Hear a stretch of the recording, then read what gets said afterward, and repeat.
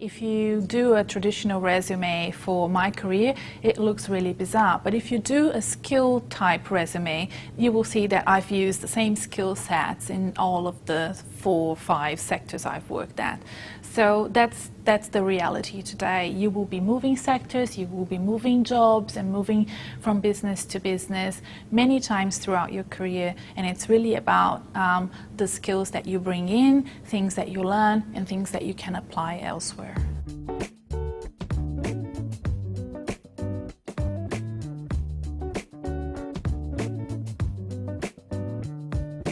I first started looking for graduate jobs around February of my final year.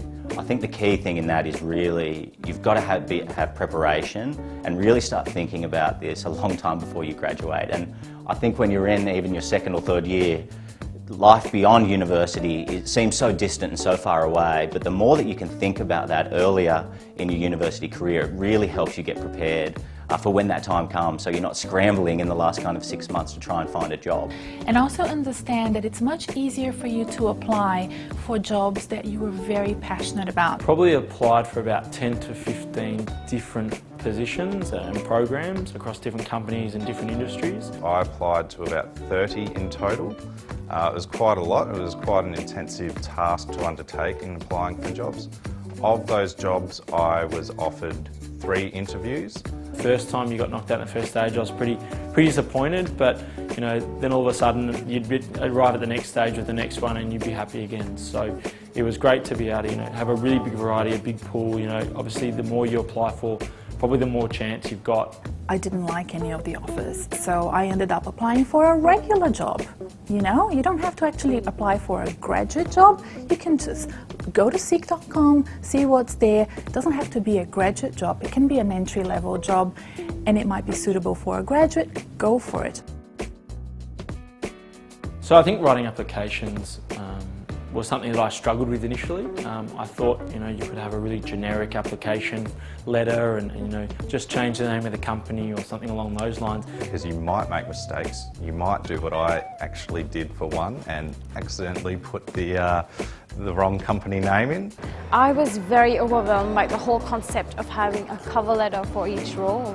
Because where I'm from, a resume is everything. It's all and everything that you need to apply for a job. So it took me quite a while to wrap my head around it. I think top tips for me were pretty much, I had an appointment at Careers and Employment.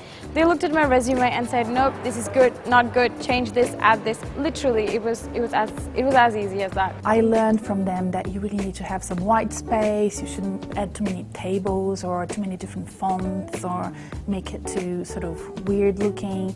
A lot of the agencies that I applied to receive over 50 resumes a day. So you have about 10 seconds for your resume to make or break, basically. Show that you can add value to that particular organisation and not just copy and paste your generic cover letter. Don't overdo it on the resume. All you need is a cover letter and maybe 2 pages. You don't need to say how you were Year 7 class captain and the like. Activities you've done that really answer that question well. When I started to put in a bit more time into the letters and start to cater them to what the companies are actually looking for, I think that became really important and started to craft my letters along what their recommendations were and what they were actually looking for. You will find that a lot of the companies won't respond to you. You need to do your second round of emails and calling, so it is quite a lengthy process. But my advice is to be really persistent about it and just keep going and just keep trying harder and harder.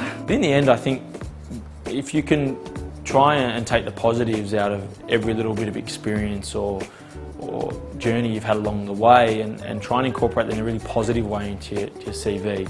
So where you think something might not have any benefit, if you can actually put that in context and describe how you might have learnt some of the skills out of that task, whether you played sport or you're in a team or a university project, and apply that in your CV in a written form, it is a real benefit to you. If you can talk to it in an interview, even better. But I think everything on the CV does count.